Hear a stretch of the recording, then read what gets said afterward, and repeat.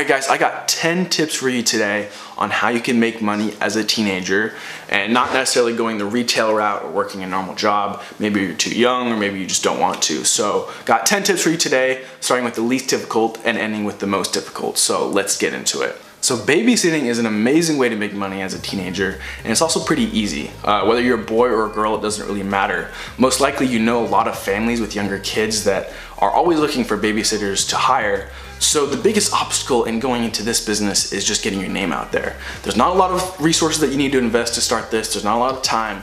It's just marketing. Efficiently getting your name out there is what's gonna set you apart from the other people in this business. So car washes are a really great way to make money as a teenager. And the thing that I love about this business model is you essentially make your customers come to you without having to do a lot of work if you set it up correctly. So what I suggest doing is setting it up in front of your house, maybe on your street or cul-de-sac or whatever, and flag your neighbors as they come by and offer a low cost, fair price. And when you combine that low cost with the convenience factor of just being on your street, you'll be able to bring in a lot of customers. So artwork is a really great way to make money as a teenager if you are skilled in it. If you are skilled in it, it's great to do some painting, drawing, customized artwork on like shoes and stuff like that for people. It's a great way to show your friends what you can do something that you enjoy and make a little money on the side. So selling snacks at sports games is a really great way to make money. It's a little more complicated though, but this is something that I did as a kid. So what I would do is I would go to the supermarket with my parents, Costco in particular, and so I'd buy a bunch of snacks in bulk for a low price. So I bought like chips, soda, Gatorade, gum, sunflower seeds, whatever. And I agreed to pay my parents back with the revenue I made from this business. So what I would do is I put all the snacks in a little cooler and I would go to this sports complex near my house in the summertime, and there'd be like 4 or 5 baseball fields and like 3 or 4 football fields. And so there's like a ton of different games going on. And obviously there's lots of parents out there, it's a hot day. And so I'd go from person to person and just, use salesmanship skills and just sell them on the products I had. And one thing that I did was offer them at a lower price than little snack mart that was in the complex. And so I made up with the amount of stuff I sold, so in volume. But so that's a little more complicated, but the payoff was pretty good. I think I was making like $100 a week, which is pretty good for a teenager. So landscaping is an amazing way to make money. It has a really good payoff and it's really scalable, but it has a pretty high barrier to entry, meaning there's a lot of big professional companies that do this, and they've been doing it for a lot of people for a long time. So it's hard to break into this business, but if you start on a small scale, and with just a few of your friends, just do it for your neighbors, you can start to slowly expand and just keep putting your name out there, put flyers on people's doors and make business cards and just start putting your name out there. You'll start to get more recognized and business will slowly start to pick up. So that's a great way to make money, but just requires a little bit more planning. Tutoring. Tutoring is an amazing way to make money if you are so gifted in a particular area of academics. I was not personally, but if you are, don't let that talent go to waste.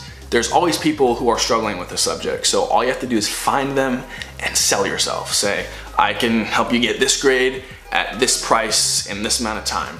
And as you do this with more and more people, they'll start telling their friends as they succeed, and word of mouth is the best way to market yourself, and it's absolutely free. So tutoring is awesome if you are so inclined. So online selling is great, and I guarantee that most of you can do this because you probably have something sitting in your closet right now that's taking up space. So throw it online, throw it on Craigslist or eBay, make some quick cash. But one piggyback on that idea is consistent online selling. So this kind of has to do more with like the shoe and fashion industry.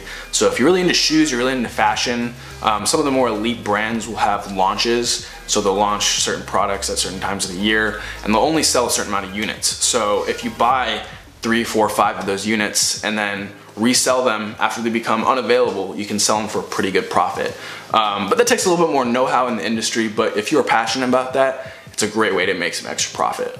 So graphic design is pretty great. It has a relatively low startup cost. You pretty much just have to pay for the software. But if you're skilled in graphic design, it's awesome because you can get a lot of experience and build up your resume, as well as making some good money and doing some pretty cool stuff for your friends, family, school, whatever.